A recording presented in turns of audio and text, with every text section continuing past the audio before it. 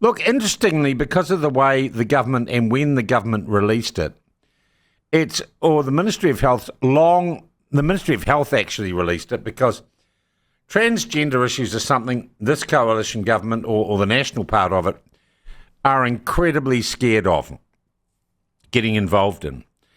But it took this government 8 months to respond to a thing called the Cass report and a number of international reports into the efficacy and research behind the use of puberty blockers, which is a nice word for sterilisation drugs, to treat kids who are going through a tomboy or tomgirl or soy boy phase, people with gender dysphoria.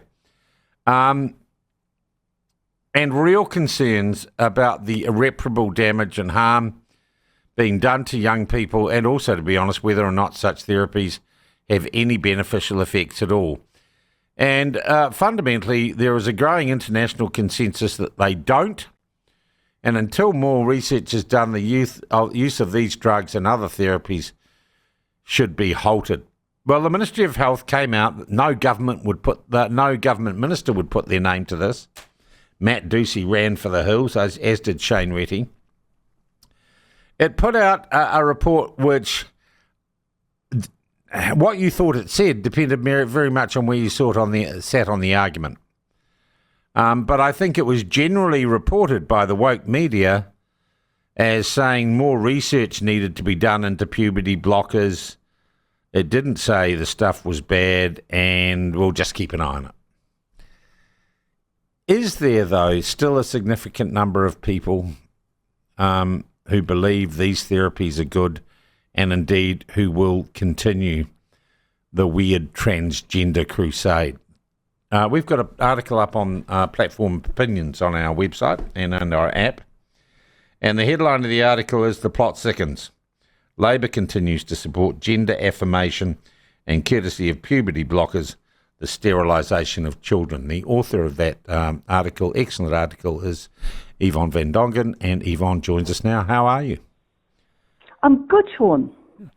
It was a long time coming, the response, wasn't it, from the Ministry of Health? And they buried it, on a Thursday or a Friday in the middle of a very busy news cycle.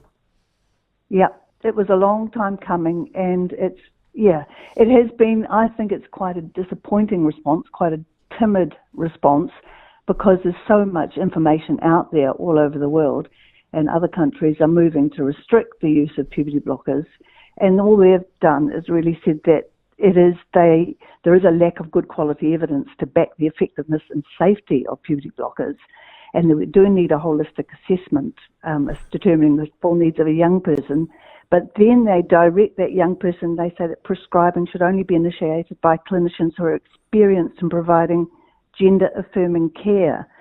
And that indicates to me that straight away, if you're going to a gender-affirming care clinician, you're on that medical pathway, because that is their point of view. Well, you've already been captured by the rainbow community, haven't you? Yeah, you have. And that clinician is, their point of view is that the child knows what's best. The child knows who they are.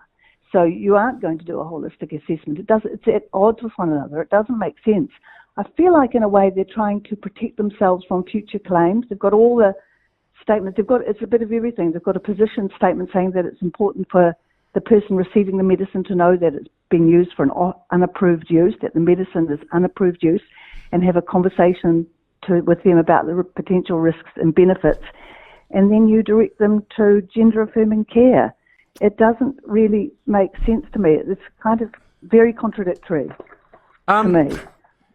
So the government and the ministers just didn't want to be anywhere near this, did they? No, they don't.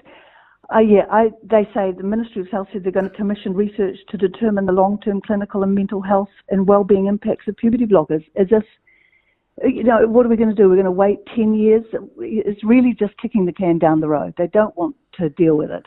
And I feel that it's a highly contested evidence brief. I feel like there's obviously a lot of pressure from trans activists within Wellington. That's what I think is behind a lot of this. Yeah. Because there's no reason. Many other countries have looked at what's going on overseas, and they're restricting the use of puberty blockers. So why aren't we? And then you just look at what's really concerning is I looked at what else is online, funded by government-funded sort of facilities, and there's a Kids Health. They say that the puberty blockers are safe and reversible. Project Village Aotearoa, that's publicly funded. They're supportive of puberty blockers. But most concerning is Oranga Tamariki. And they're dealing with the nation's most vulnerable children. And they've got a higher proportion of children identifying as rainbow or trans or whatever. And they believe in gender affirming on steroids. On their website, here's a list of do's and don'ts that you have to do if you're a caregiver or a social worker or anyone dealing with them. And one of them is don't tell them to accept their birth body. Don't encourage them to stop their natural behaviours, clothing, pronouns and identity expressions. Don't force them to disclose their gender or sexual identity. There's 13 of these don'ts, which really just say affirm that. So it's blowing the idea of an holistic approach completely out of the water, isn't it? Completely. And these, we've just had that abuse and state care inquiry, and I can see we're just shoring up harm for the future. That's what we're doing by allowing these vulnerable children, by encouraging them to go on the, medical pathway. Yeah. It's a weird thing when you think about what we're doing as human beings. For the first time in history, we're preventing people going through a natural developmental stage. We've never done this before, never ever, and we don't know what the long-term effects are. And it seems to me it's just so irresponsible to be doing this to young people. Yeah. It's unbelievable to me. If National won't engage on this, and I'd say generally ACT Party has shown some guts on this, as has New Zealand First. But if the National Party won't engage, you've got to look at the other main political party in New Zealand, Labour, and say, where are they at on it? And I note that Chanel Lal is in the process of relaunching his career with the assistance of the propaganda arm at Radio New Zealand. While Chanel's fight for LGBT rights as an owner, I think he had a column in Stuff today, or that RNZ Stuff, fails to disclose that he's a paid parliamentary staff member for the Labour Party. He also seems to be going through an I am a man stage, which he is in, I don't know, because he's got a moustache and he's not wearing skirts anymore.